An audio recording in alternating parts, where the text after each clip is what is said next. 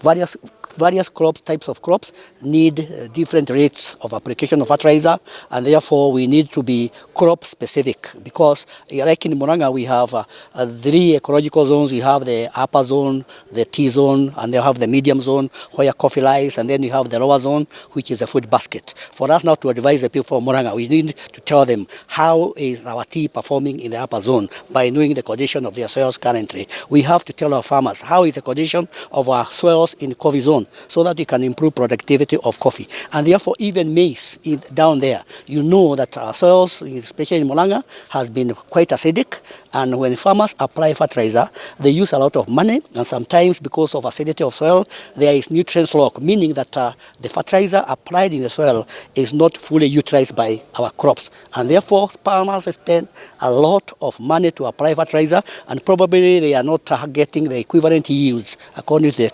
fertilizer that they apply. And this is going to greatly impact the food security in county. You know, we have been talking of a fertilizer subsidy, and farmers have been buying fertilizer at a very cheap price, 2,500 per bag.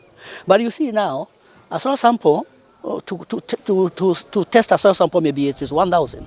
And you can see if you need 2 bags per fertilizer to grow maize, and that soil and the fertilizer and the maize uses only 30% of that fertilizer, meaning you have lost 67% of your fertilizer that you applied in the soil. And therefore, when you know the condition of the soil, we'll be able to advise our farmers, if the soil is acidic, how much lime should you use to neutralize the soil, so that you can maximize production of the crops in Kenya, especially maize. So that in that case, we are going to improve productivity per unit area, and therefore we are going to have food security in the whole county. The agriculture extension officers who have been employed by the government have been diminishing, because they have retired, and most of them have gone outside serving to various reasons. But now, through this program of National Agriculture and Value Chain Development Project, we have contracted 7 agripreneurs per every ward, meaning you can imagine 7 times that 5 wards, those are already employed, enrolled agripreneurs who are going to help the agriculture. It's mentorship program, because we have few agriculture officers who are going to train and mentor the agripreneurs so that they can take the role of advising farmers in offering extension services. As KARLO, we are improving the way we do soil sampling and also analysis. In the past, we were fully depending on what we call wet chemistry. That is where you mix chemicals and you get the things that you want.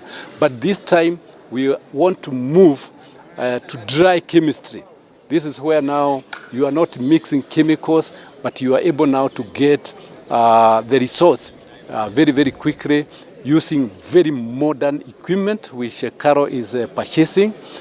So that instead of the farmer, the way the farmers used to wait for their samples maybe for 1 month or 2, this time we are assuring the farmers you get the resource in less than a week with those new equipment that we are going to acquire. With this Kobo Correct, the person who is taking the soil sample will be guided on the information to take, one of which is GPS, so that we can know the location of that sample, so that even 5 years from now, we can go back to the same point and monitor how soil is doing.